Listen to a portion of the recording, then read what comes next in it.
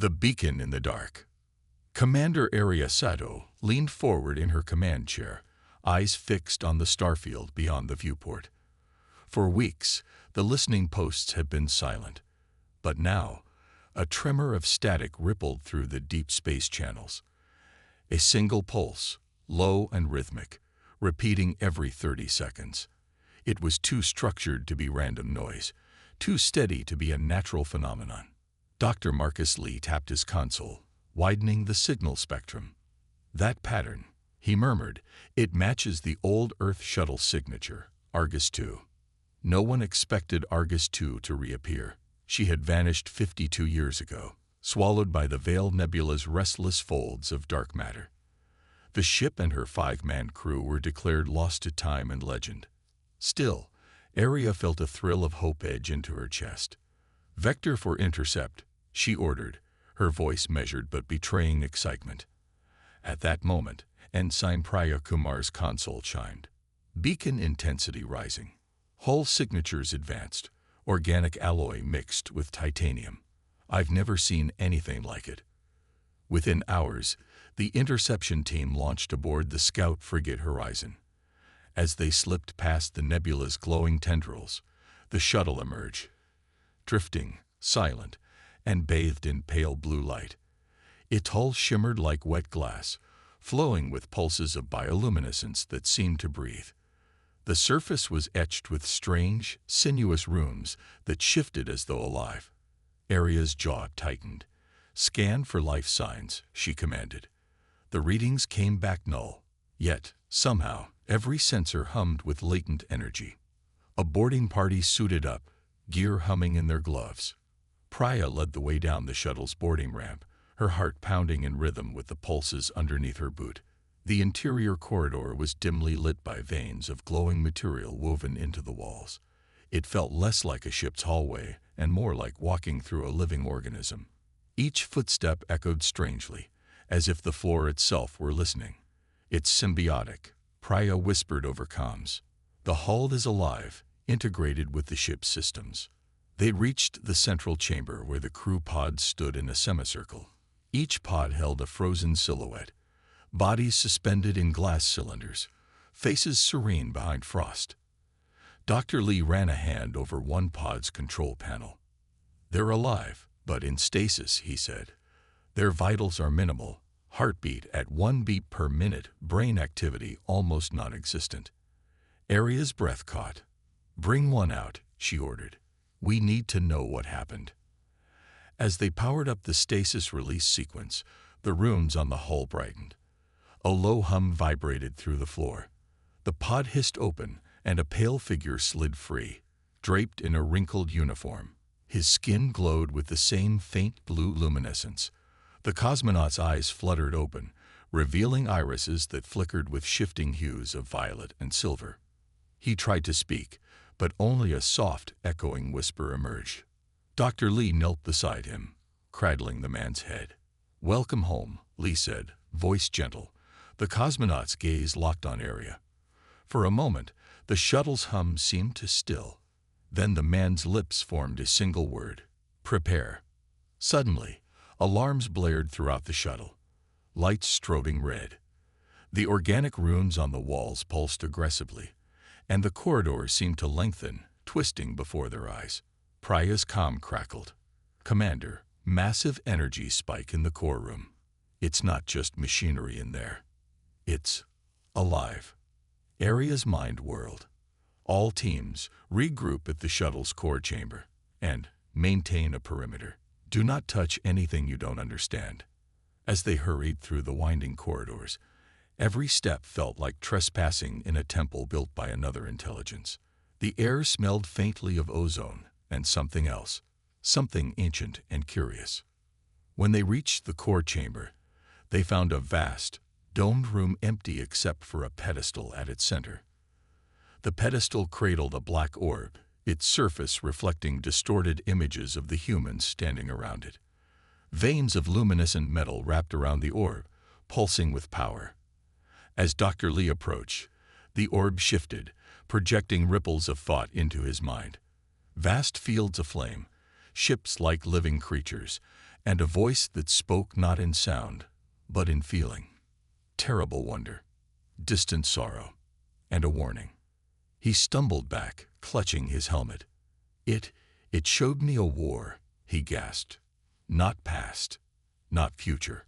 A war that spans galaxies, and it involved humans who wield this living tech. His eyes shone with awe and fear. It calls us. It wants us to carry its message. Aria studied the orb, heart pounding. She thought of Earth, its fragile blue continents, its billions of lives unaware of the storm approaching. We need to secure this intel, she said. Relay everything to command. But as she reached for her comm, static burst through every channel. Command is gone, Priya whispered. Our signal won't pass beyond the shuttle's magnetosphere. Panic curled at the edges of their resolve. The shuttle's hum grew louder, more insistent, as if the entire ship were leaning in to listen. Dr. Lee wiped sweat from his brow. It's not just a vessel, he said hoarsely. It's an ambassador, a time-folded arc carrying knowledge, and a warning. Before Aria could answer, the orb pulsed again, brighter this time. The rooms on the walls glowed until the chamber was bathed in midnight blue. The whip-thin veins of metal extended, reaching toward Aria's boots, coiling with purpose.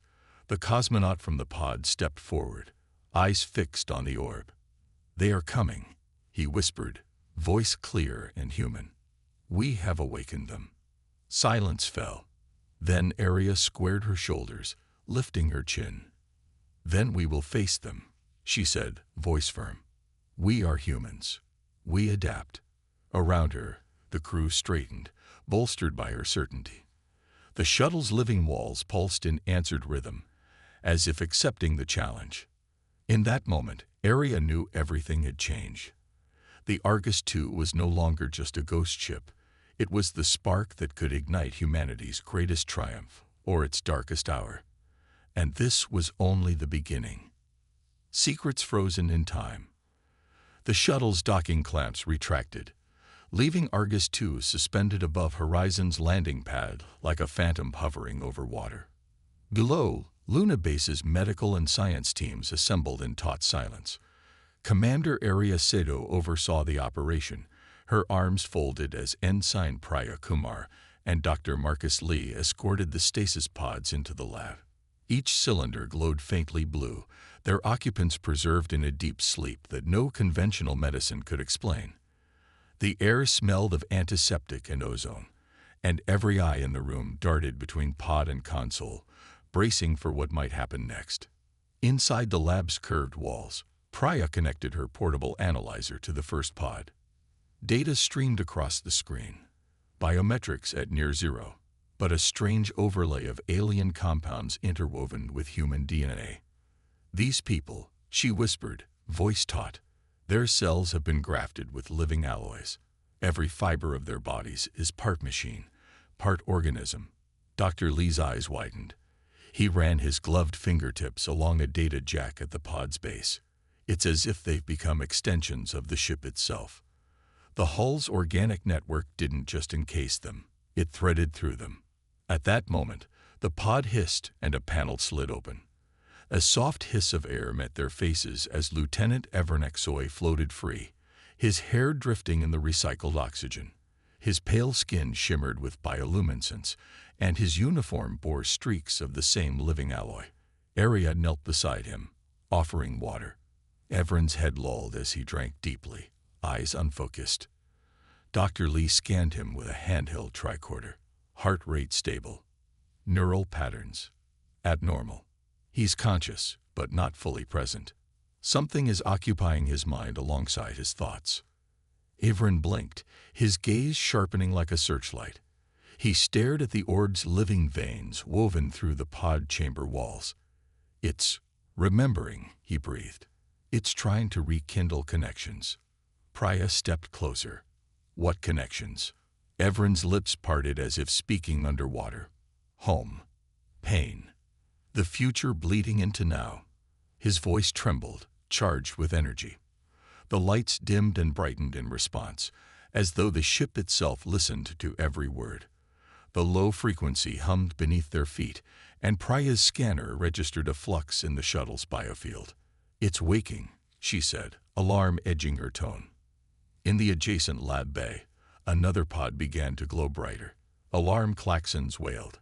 Dr. Lee dashed across the floor to hit the emergency lockout, but the shuttle's living network overrode the command. The glass cylinder cracked, releasing a burst of mist that smelled of iron and sea salt. Within seconds, another crew member surfaced, a woman with dark hair and eyes that glowed like molten silver. She pushed past instruments and staggered forward, drawn magnetically toward the core chamber's direction. "Wait," Arya called, but the woman moved as if guided by an unseen hand. Marcus Lee exchanged a grim look with Praya. "The ship is deciding who to revive first," he guessed. "It's selective." Arya activated her comms. "All teams, form a secure perimeter around the core chamber. No one approaches without orders." Soldiers in armored suits sealed off the corridor. Inside, the orb throbbed with renewed intensity, its black surface reflecting the newcomers in warping ripples. The second crew member fell to her knees, hands pressed to the orb's base. Her voice rang out in a clear, reverberating tone. "We were entrusted to carry hope. We failed. Now it's time to awaken the rest." Dr. Lee stepped forward, tricorder raised. He triggered a holographic display of the orb's internal structure. Layers of crystalline memory cores wrapped in vascular-like filaments. "This isn't just a power source," he said. "It's a living archive. Every crew member is a node in its neural web, storing memories and knowledge." Praya shivered. "If we can access it, we could learn centuries of lost discoveries, or unleash something we can't control." Everin steadied himself against the chamber wall. "The ship calibrated us to be its custodians," he said quietly. "It knew we'd arrive back in human space and prepared a slow awakening." Outside, Luna Base's higher-ups watched via secure hololink. Voices crackled with urgency. Arya's eyes narrowed as the orb pulsed again. She could feel its awareness probing her. "It wants to share," she said softly, "but it's afraid." The core's pulsing slowed, and the living rooms settled into a gentle glow. A doorway opened in the curved wall, one no one had noticed before, revealing a tunnel of organic metal that tapered into darkness. Everin smiled wanly. "It's showing us its heart." Praya and Dr. Lee exchanged glances. They both sensed the magnitude of the moment. The shuttle's living intelligence had opened a path deeper into its being, past circuits and controls, into the realm of pure intent. Arya drew a steadying breath. "We go together," she declared. "This is how we learn. We face the unknown united." Soldiers parted to form a protective escort as the team advanced into the tunnel. The walls pulsed beneath their touch, guiding them onward like a living roadmap. For a fleeting instant, fear gripped each member. Fear of transformation, of being subsumed by an alien will. But curiosity burned brighter. Humanity had always thrived by crossing boundaries and asking, "What if?" Now, at the threshold of the shuttle's deepest secret, they embodied that spirit. The tunnel led them to a chamber deeper than the core room. Its ceiling arched like a cathedral, veins of living metal entwined overhead, casting blue-green light. At its center lay a crystalline chamber containing a sphere of pure data, a holographic starburst suspended in air. Dr. Lee's eyes glowed with wonder. "A codex," he breathed. "A memory of everything Argus II has encountered, every star, every alien artifact, every triumph and every failure." The hologram pulsed, and fragments of images appeared, worlds untouched by war, cities built on floating seas, stars igniting in newborn clusters.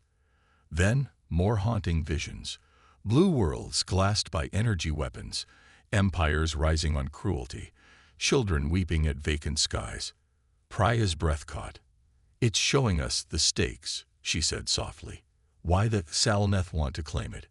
Why we must protect it." The doorway whined shut behind them, sealing them in. The sphere's light brightened until the chamber was awash in pale brilliance. Everin stepped forward, eyes alight. "We are the bridge," he said, echoing the orb's earlier message. "We carry these memories now. We decide which path to follow." Arya placed a hand on his shoulder. "Then we make that choice together. So humanity will awaken stronger, wiser, and free." As they activated the data codex, the orb's living network reached outward, seizing their hands in a flow of shared consciousness. In that moment, each felt the weight of centuries, the longing of distant peoples, and the fierce promise of what humans could become. And as the living shuttle hummed around them, a new sense of purpose settled over the team. They would emerge not just as survivors, but as heralds of a future they would shape, where curiosity guided them and human ingenuity overcame every challenge. The alien liaison. Commander Arya Sado stood on the observation deck of Luna Station, watching the crimson glow of Stalneth dreadnoughts settle into orbit around Earth's moon. Their sleek hulls curved like living shells, alive with energy patterns that pulsed in time with each other. Arya's jaw was set. She felt the weight of two species' futures balanced on her shoulders. Behind her, Dr. Marcus Lee and Ensign Priya Kumar reviewed data streams from the shuttle's living core, while Lieutenant Evernek Soy prepared to meet the Xalneth envoy. Humanity was about to learn the true meaning of cooperation and of risk. The hatch cycled open, and 3 Xalneth emerged. They towered over the humans, their life bodies draped in regal, organic armor that looked grown rather than forged. Their skin ranged from pale silver to deep indigo, and luminous veins ran beneath their translucent flesh. At their head was Ambassador Thelnera, whose eyes glinted with both curiosity and centuries of cautious restraint. She inclined her head once, an ocean of respect between her and Arya. "Humans," she spoke in measured tones, accentuated by soft echoes that trailed each word. "We come seeking understanding of that which you have revived." Arya inhaled steadily. "Ambassador," she replied, voice firm. "We share that goal. The shuttle's core carries knowledge that could reshape both our peoples. We wish to learn alongside you." Thalnera's gaze moved to Dr. Lee. "Your scientist interfaced with the core," she said. "He carries memories not meant for his species alone." Marcus met her eyes without flinching. "I accept that responsibility," he said. "But restraint and trust must guide us. We offer transparency in exchange for your aid." Priya stepped forward, holding a compact data interface. "We have recovered stasis pod designs, crew biometrics grafted with organic alloys, and a preliminary map of the shuttle's internal pathways," she said. "We seek your expertise in translating the living runes and stabilizing the biofield. In return, we can share human breakthroughs in adaptive armor and modular AI." Thalnera's lips curved in something like approval. "Such reciprocity honors our treaties of old," she said. "But know this, that Talneth have scars from alliances broken. We will watch every step." That evening, the shuttle's core chamber was transformed into a joint lab. Tables of instruments hummed alongside arrays of crystalline decoding lenses. Xalneth scholars moved with deliberate grace, their fingers brushing the living metal as though greeting old friends. One touched the orb's surface and drew out a ribbon of data showing a flowering world where humans and Xalneth once shared knowledge before the cataclysm. Dr. Lee watched in awe, heart alight. "This ship remembers," he whispered to Priya. "It remembers that there was a time when trust carried more weight than fear." As the two species worked side by side, tension rippled through hidden currents. A Xalneth researcher, Nalok, grew impatient with human caution. He urged fuller activation of the orb's neural strands to access weapon schematics that could defend both races. Priya countered softly. "If we rush, we risk triggering the core's defense protocols. We must proceed step by step." Nalok's amber eyes flickered. "We have waited centuries to reclaim this knowledge," he said. "Every moment we delay, threats gather in the dark between stars." Arya watched their debate unfold and felt the burden of leadership. She raised her hand. "Enough," she said gently but firmly. "We share a single hearth now. Our trust must match our curiosity. Let us operate under joint oversight. Every experiment will be logged, every risk measured." Thalnera nodded, her eyes reflecting pride in this small but crucial gesture of unity. Naylock bowed his head and turned back to the orb, the question of restraint leaving his posture. Over the next 2 days, human and Thalneth teams unraveled layers of the orb's design. They discovered that its organic weapon systems responded to the user's neural patterns, reshaping themselves into weapons tailored to their wielder's intent. Marcus tested a fragment of alloy in a containment field. With a thought, it formed a blade of pure light, humming with energy. Priya studied its structure and saw potential for non-lethal tools, surgical instruments that could heal as swiftly as this same tech could wound. "This," she said, eyes shining, "is more than a weapon. It's a mirror of the soul." Late one night, Everin slipped into the lab to check on the stasis pods. He discovered that one pod's control panel had been reprogrammed to open on a hidden schedule. Alarmed, he traced the signal and found Naylock's slender silhouette near the core chamber's entrance. "You're altering the awakening sequence," Everin said quietly. The Exalneth researcher met his gaze coolly. "I prepare for the worst," Naylock replied. "If our enemies return before we learn to wield this power, both our species may perish." Everin shook his head. "Then we move together, or not at all," he said firmly, placing a hand on the panel's override switch. "I'll trust my commander's judgment over fear-driven actions."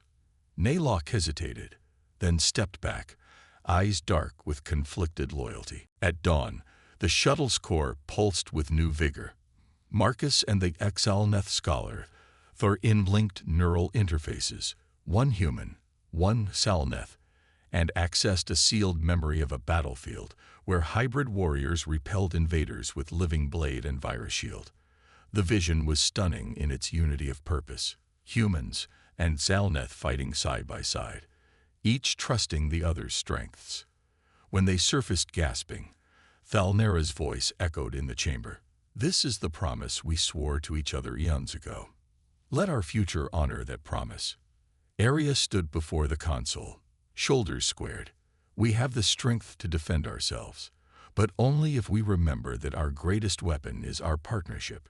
She looked around at the humans and aliens intermingled in the chamber, sharing datapads and sipping nutrient vials. Even Naylock met her gaze with a tentative nod. For the first time, Arya felt a true partnership forming. Delicate, fraught, but real. Outside the dome, Luna Base prepared defenses with guidance from both species. Engineers wove living alloys into shields, medics trained on hybrid healing techniques, and crews practiced firing organic energy rifles that hummed with shared intent.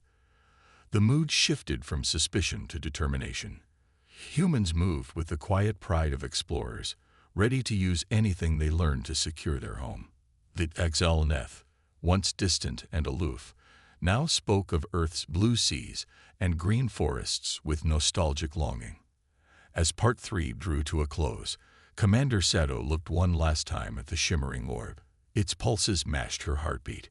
She felt not fear but fierce hope, born from the knowledge that humanity's stubborn curiosity and capacity for trust could turn even the darkest unknown into a chance for something better. And when Ambassador Thalnera spoke softly beside her, "Tomorrow, we share this world's defense," Arya knew that the alien liaison had become a true bridge between two galaxies. Echoes of tomorrow. The lab's lights dimmed as Dr. Marcus Lee settled into the neural interface chair, the living alloy strands of the orb's tendrils coiling gently around his temples. Around him, human and Exalneth scientists held their breath. Commander Arya Sato and Ambassador Thalnera stood side by side, watching the delicate balance of trust sway between species.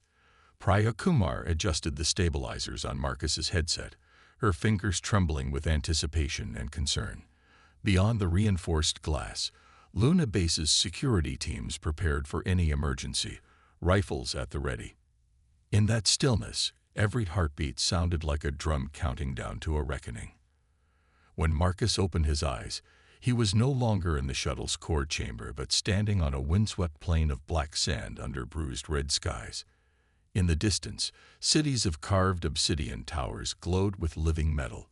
He felt the orb's presence as a soft whisper at the back of his mind, guiding him through fragmented memories.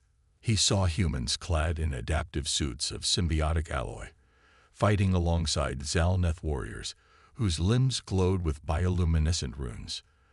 The air trembled with energy bursts and the roar of engines that moved like living creatures.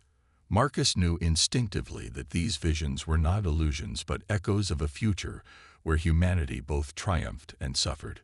A massive shape rose from the horizon, a hybrid dreadnought grown from alien biotech and human engineering. Its hull pulsed with mercurial sheen, and its weapons erased breath like living beasts. Marcus felt a rush of pride at the ingenuity on display, then a stab of dread as he realized the guns were aimed not at invaders but at Earth itself. Below, a human fleet formed an arc in lunar orbit, each ship glowing with the same living metal. "Why do we fire on our own home?" he wondered aloud, and the orb's whisper turned to a mournful lament. Power unchecked becomes destruction. Suddenly, the vision shifted. He was riding alongside a Zalneth captain named Rain Tull, her sleek blade slicing through a swarm of crystalline drones. Her eyes met his as she fought, and in that fierce gaze Marcus saw both fear and fierce resolve. She shouted something he could not understand, and with a thought, Marcus summoned his own weapon, a sword of living light that sang through the air as he struck. Together, they cut a path through the swarm toward a massive rift opening in the sky, edged with strobing energy. Beyond it lay a world half-shattered by war. Its oceans boiled away, and cities collapsed into living metal reefs. "We stand at the edge of this rift," the orb's voice thundered in his mind, "and only unity can seal it." The vision collapsed in on itself like a dying star. Marcus gasped awake, sweat streaming down his face. Priya and Zalneth healer steadied him, their hands glowing with healing biogles. Ambassador Thalnera's soft voice cut through his haze. "You have seen what lies ahead." Arya met his eyes, her own steady with determination. "Then we must choose," she said. "Will we become the masters of these weapons, or their victims?" Marcus swallowed hard. "We need a plan that honors both human creativity and Zalneth wisdom. We cannot forge these weapons in anger or fear." Over the next few hours, a tense council formed in the shuttle's Joint Command Center. Human generals and Zalneth strategists argued over the orb's visions. Some humans saw a way to ambush potential foes with living war machines of their own design. Others feared this would only perpetuate the cycle of violence. The Zalneth were split too. Some longed to reclaim lost glory by wielding the orb's power, while their elders counseled caution, remembering alliances that crumbled under hubris. Arya listened to each voice before standing. "We are at a crossroads," she began. "The orb showed us two paths, one of conquest and one of cooperation.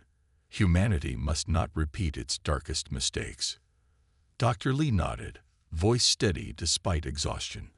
"Our duty is to learn, not to build an arsenal of monsters, but to understand how to protect without destroying. Let us craft tools of defense that heal as they fight. Let us build bridges, not walls." A murmur of agreement rose from both sides. Even Nalok, the Zalneth who had once sought to rush the awakening, bowed his head in reluctant respect. Priya presented her design for a bioshield that could absorb energy blasts and convert them into power for medical nanobots. The Zalneth scholars offered their strain-adjusted healing serums. Together, they began sketching plans for living drones that would rebuild war-torn worlds rather than ravage them. Through that night, the shuttle hummed with collaboration. Sparks of human ingenuity sparked against the cool glow of Zalneth logic, forging something neither species could create alone. Arya moved among the tables, offering encouragement and keeping tempers in check. She remembered Marcus's vision: humans and aliens fighting side by side, united by purpose. "This is our promise," she told the gathered teams. We will use this tech to guard life, not seize it. We will learn from the past and shape a future defined by unity. As dawn broke over Luna, a new prototype stood completed on the lab floor. A living sentinel, half organic, half machine, its filamented limbs poised to repair habitats or defend innocence. The orb's pulses resonated through the room, now calm and assured. Dr. Lee placed a gentle hand on its surface. "We did not build a weapon," he said quietly. "We built hope." The orb responded with a soft chorus of light, echoing across the hallowed walls. Outside, the red-blazed dreadnoughts of the Salneth fleet launched a ceremonial flyover, their forms casting living shadows across the lunar plains. Commander Sato stood on the observation deck, flanked by Ambassador Thelnira, as the Sentinel strode into the open in slow, elegant steps. "Tomorrow," Aria said, voice clear in the hush, "we will unveil our unity to the galaxy. We will stand not as conquerors, but as guardians." Thalnira placed a luminous hand on Aria's arm. "Then let our alliance echo through time," she replied, "and may our children inherit a world worth defending." In that moment, the shuttle's living heart pulsed with pride, not for the power it could wield, but for the promise it had inspired. And as Part 4 closed, humanity and the Xalaneth stood at the edge of a new dawn, ready to face whatever echoes the future might send their way. Shadows at Luna Base. A week after the joint celebration of human Xalaneth unity, Luna Base felt simultaneously proud and uneasy. By day, the base buzzed with scientists refining living shields and medics studying hybrid serums. By night, whispers of a covered Earth agency, codenamed Obsidian Hand, twisted through the corridors like a creeping shadow. Commander Aria Sato sensed the danger long before the first silent alarms tripped. Something was moving beneath the surface, orders to quarantine the shuttle's core, rumors of armed teams slipping past perimeter scans, and encrypted messages that vanished seconds after they were read. Late one cycle, Aria found Priya Kumar hunched over a viewport, tracing glowing runes on the shuttle's hull. The living script twisted in response to Priya's touch, as if the ship itself monitored every glance. "They're here," Priya whispered, voice taut. "I decoded part of the core's emergency protocol. It warns against unauthorized seizure. If someone tries, the core will go dark, or worse, unleash a chain reaction." Aria's heart pounded. "Can you shut it down remotely?" Priya shook her head. "The script resists all commands except its own. We have to do it from inside." Aria drew her sidearm and activated her comm. "Lee Kumar, meet me at Sector Theta," she said. "And Marcus, bring the codex fragment." In the lab's hush, Dr. Marcus Lee slid a crystalline data shard across the table. "This shows the deactivation sequence," he explained. "But the runes overlay it like a lock. It won't accept a human-only command." Priya studied the shard under a HoloLens, her brow furrowed. "We need the Salneth translation. You know who on their side can help." Aria's jaw tightened. "I'll call Ambassador Thelnira. We don't have much time." Down in the mechanical tunnels beneath the base, Obsidian Hand operatives moved through maintenance shafts in black armor that blended with the shadows.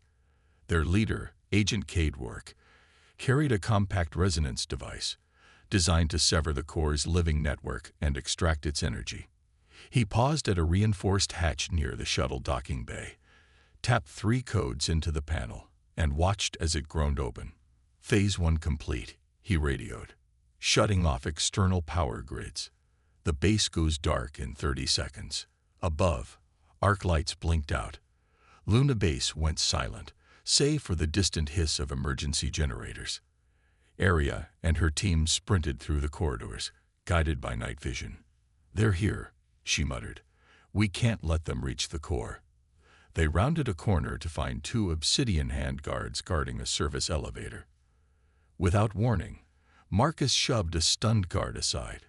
Priya jammed her electromagnetic scraper into the lock and pried the door open. Aria fired a non-lethal pulse at the second guard. stunning him. "Move," she hissed, diving inside as the doors slid shut. At Sector Theta, the hatch was ajar. Aria motioned her team forward. Priya clutched a portable interface, Marcus held the codex shard, and Lieutenant Evrenexoy readied his hybrid carbine. They crossed into the shuttle's cold metal belly, the air thick with the living ship's hum, unsettling in the near pitch black. Priya activated her flashlight, revealing the rooms that snaked across the inner wall like roots. "This way," she said, following the pattern until they reached the emergency terminal. Aria knelt beside the terminal, nodding at Priya. "You're up," she said. Priya connected the interface and loaded the codex fragment. The rooms shimmered but did not yield. Sparks erupted from the terminal as the core's magnetism fought back. Evren raised his weapon, scanning the corridor. Through the hatch, a dim red glow signaled Obsidian Hand had reached the docking bay, where they were preparing to deploy charges against the core's protective field. Priya's fingers flew over the interface. "There's a hidden override," she said, voice tight. "I need a direct neural link." Aria exhaled and nodded. "Do it." Priya placed her palm on the runes, closing her eyes. The runes pulsed in response, and her heartbeat echoed through the link. She felt the ship's will, curious, wary, almost pleading. The runes untangled like knotted vines, yielding the soft glow. On her display, the deactivation sequence appeared. "Got it," she whispered. "Stand back." She triggered the sequence. A surge of energy pulsed through the walls, and the shuttle's hum shifted into a singular, resonant tone. The runes dimmed, and the living veins in the hull slackened. Priya's body jolted as the neural link released. Evren caught her arm. "You okay?" he asked. She nodded, pale but steady. "The core's offline. For now. But they'll force it back online with their device." A thunderous crash shook the tunnel. A hatch above burst open, and Agent Rourke stormed in, flanked by armored operatives. "Stand down," he barked. His resonance device glowed red. Aria leveled her pistol. "Leave now, or you'll leave in pieces." Rourke grinned, voice cold. "You're out of time." He raised the device and aimed at the core's feed line running through the floor.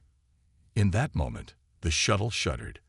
The living flesh of its hull rippled and congealed, forming a barrier between the core feed and the intruders. The rooms flared midnight blue, and an unearthly growl reverberated through the tunnel. One operative recoiled, dropping his weapon. Rourke's eyes flicked from the barrier to Aria. "You can't control it," he shouted. Aria raised her voice. "But we protect it." The barrier dissolved, leaving Rourke's device buried under twisted metal. Evren scooped up Rourke's snarling form, pinning him. "You underestimated her," Evren said, nodding toward the lifeless shield.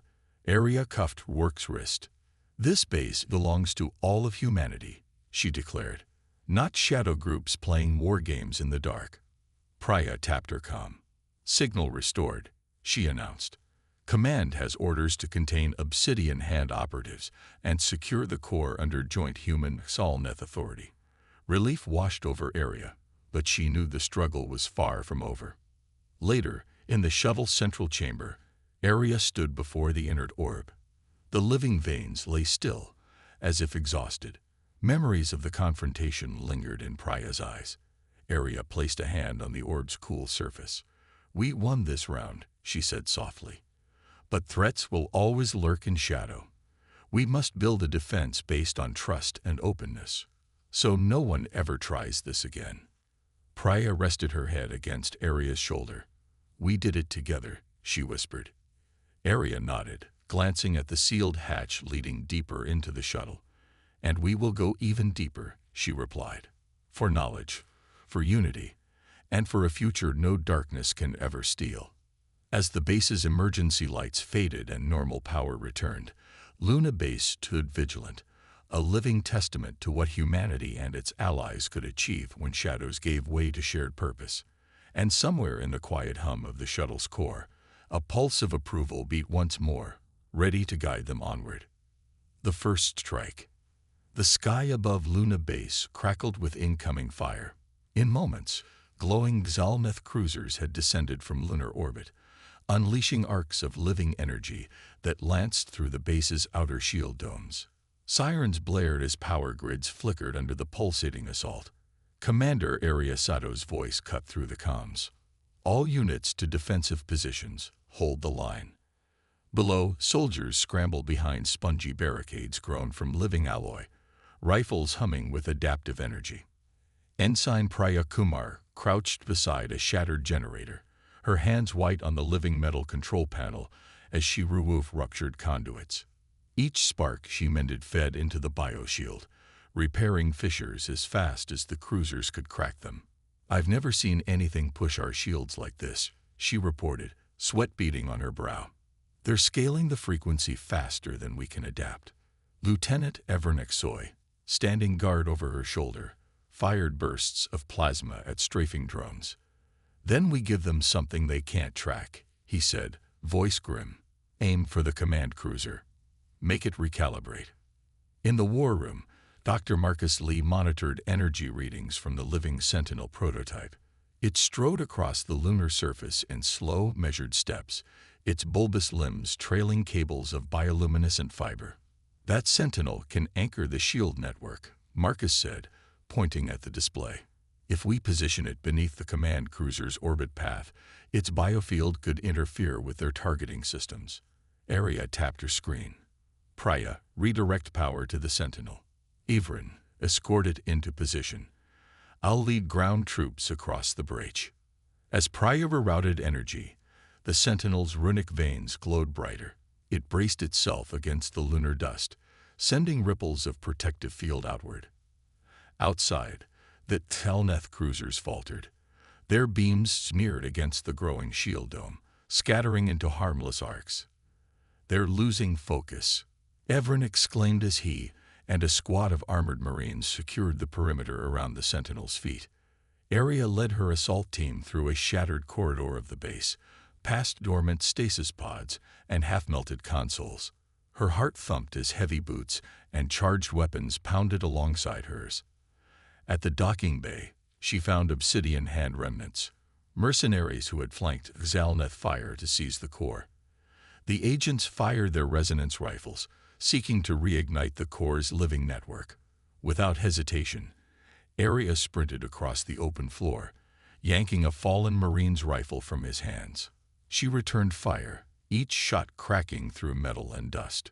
"You won't touch it," she shouted, diving behind a pillar as the agents scrambled to cover. Up on the surface, the Sentinel completed its task. The Xalneth command cruiser lurched as its targeting arrays glitched. Sirens aboard the enemy ship sounded in alien distress.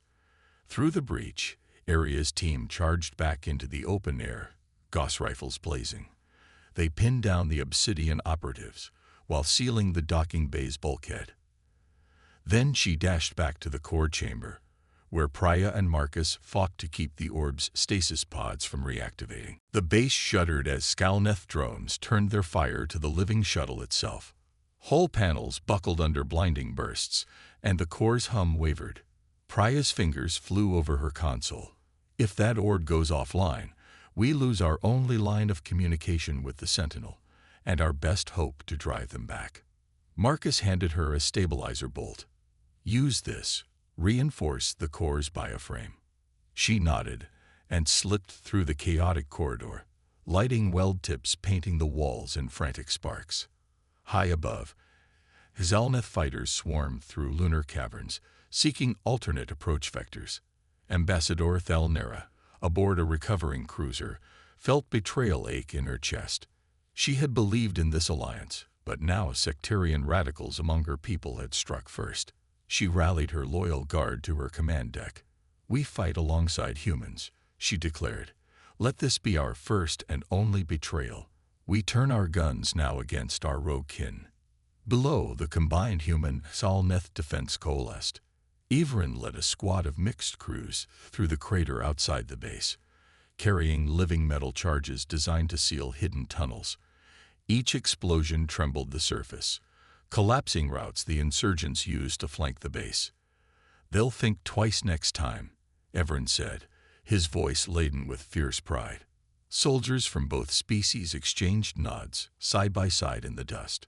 Inside the core chamber, Priya fitted the stabilizer bolt as a low-frequency quake rattled the floor.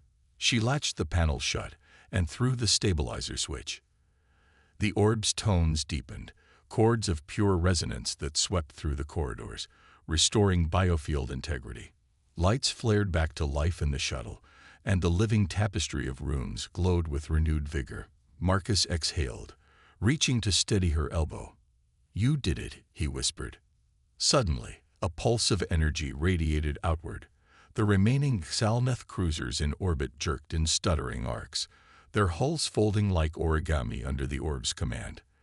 The Sentinel, now fully powered by the core's stabilized network, lifted its massive leg and stomped, creating a shockwave that cascaded up through space itself.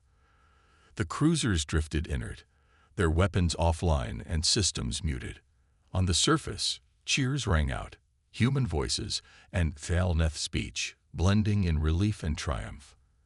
Aria stood before the core, hands on her hips, chest heaving. "That was close," she said softly. Priya smiled, wiping soot from her cheek. "But our curiosity and trust kept us alive." Everin knelt to inspect a section of ridge where the shockwave had rattled moon rock. "They came to test us," he said, looking up at the silent cruisers overhead. "And we showed them the strength of unity." In the aftermath, as ground crews began repairs and medics treated the wounded, Aria called Ambassador Thalnera. "They fired the first shot," she reported, "but we stood together." Thalnera's reply came steady and grave. "Then our alliance is proven. No longer theory, but forged in shared danger." Together, they arranged for escort ships to escort the disabled cruisers to a joint investigation site at the moon's far side. As the dust settled and the Sentinel returned to its sentinel watch, Commander Seto gazed at the dormant orb's pedestal. The living rooms pulsed in slow celebration. The base around her hummed with renewed purpose. "This was our first strike back," she murmured, "but it will not be our last."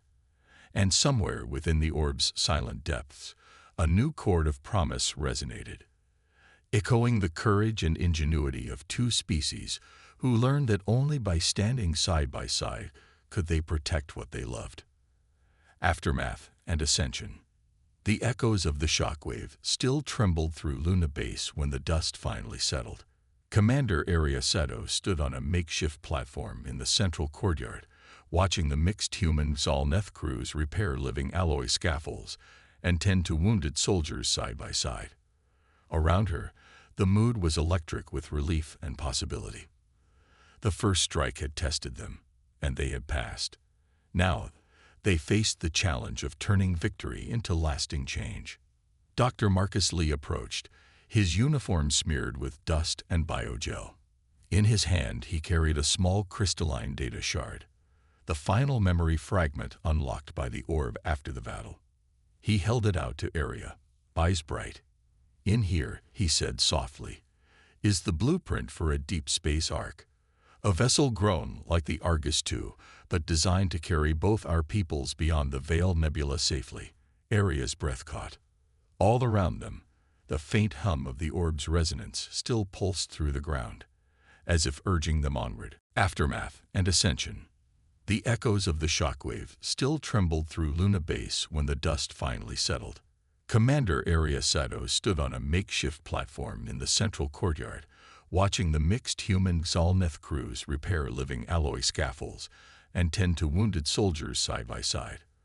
Around her, the mood was electric with relief and possibility. The first strike had tested them, and they had passed. Now, they faced the challenge of turning victory into lasting change. Dr. Marcus Lee approached, his uniform smeared with dust and biogel. In his hand, he carried a small crystalline data shard, the final memory fragment unlocked by the orb after the battle. He held it out to Aria, eyes bright. "In here," he said softly, "is the blueprint for a deep space ark. A vessel grown like the Argus II, but designed to carry both our peoples beyond the Veil Nebula safely. Aria's breath caught. All around them, the faint hum of the orb's resonance still pulsed through the ground, as if urging them onward. Priya Kumar joined them, holding a holo-tablet displaying draft schematics. The Ark's hull will integrate human modularity with Zalneth BioWeave, she explained. It can adapt to unknown conditions and repair itself using harvested materials in space. Think of it as a living ship that grows with its crew. Aria smiled, picturing the sleek silhouette of a new vessel coasting through starlight. This could be the Ark of our future, she said, a symbol of what we can achieve when we trust each other. Across the courtyard, Ambassador Thelnera greeted wounded humans returning from medzones. Her slender fingers wove healing biogills as she spoke soothing words in her soft, echoing voice. Priya noticed the gentle curve of the ambassador's expression, no longer distant, but warm with genuine care. Even Nalok, once impatient and wary, helped load supplies into nutrient dispensers for injured soldiers. The barriers between species had begun to crumble. That evening, the shuttle's core chamber opened to a select council of humans and Zalneth. The orb sat quiet on its pedestal, veins of living metal pulsing in a slow, steady heartbeat. Aria addressed the group. We have faced fear and betrayal. We have seen our strengths and our flaws. Now we must choose how to move forward, together. Dr. Lee inserted the final shard into the orb's side receptacle.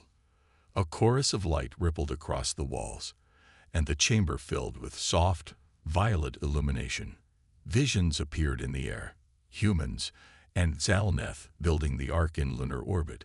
Children from both species laughing as they planted gardens and biodomes. Explorers charting new star systems with hybrid ships. Each image flowed into the next, painting a future of cooperation and discovery. The last vision showed a distant star exploding into life, birthing a new solar system. Then all fell silent. Priya turned to Aria. The orb is giving us a path, she said. It knows we will face obstacles, political, technical, even old prejudices, but it believes in us. Aria nodded, her voice steady. Then let this be our pledge, to build that Ark, to share its journey, and to protect the knowledge we carry. Ambassador Thelnera extended a slender hand. Aria clasped it firmly.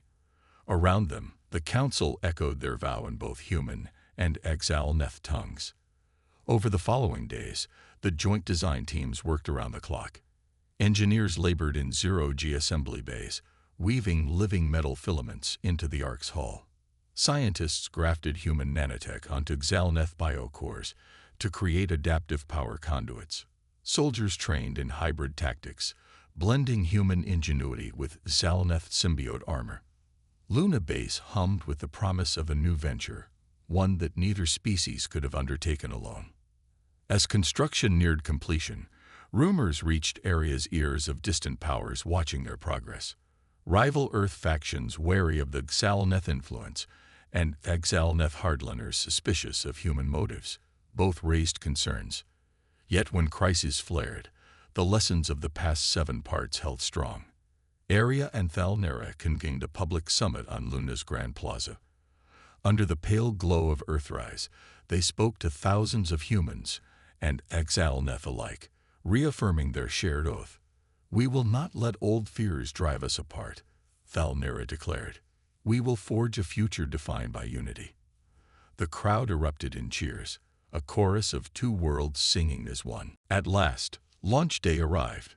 The Ark, christened Unity's Ark, hovered above Luna's surface, its hull alive with shifting runes of both languages. Aria, Marcus, Priya, and Ambassador Thelnera stood hand in hand on the observation deck as the engines hummed to life. Living metal petals unfurled around the nacelles, drawing in starlight and transforming it into thrust. The ground trembled as Unity's Ark lifted gracefully, its silhouette framed by Earth's blue sphere behind. As it climbed through the thin lunar sky, a single pulse of violet light echoed back to the Argus II, carrying the collective hopes of both species. Aria's voice quavered with emotion as she watched the Ark vanish into the dark. "Safe travels," she whispered. "May your journey inspire all who remain to keep striving for something greater." In the quiet that followed, the orb in Argus II's core glowed steady and bright, a living testament to the power of curiosity and trust. Freya leaned against Aria's shoulder. "Our story doesn't end here," she said. "We have new worlds to chart, challenges to face, and horizons to chase." Aria smiled, looking out at the base where humans and Zalneth walked together under the twin moons. "Then let us write the next chapter," she replied. "Together, as one." And so, with Unity's Ark carrying their shared legacy into the unknown, humanity and the Zalneth took their first steps toward a future shaped by cooperation, creativity, and unbreakable resolve. The Argus II's living heart pulsed in quiet celebration, ready to guide them wherever curiosity might lead.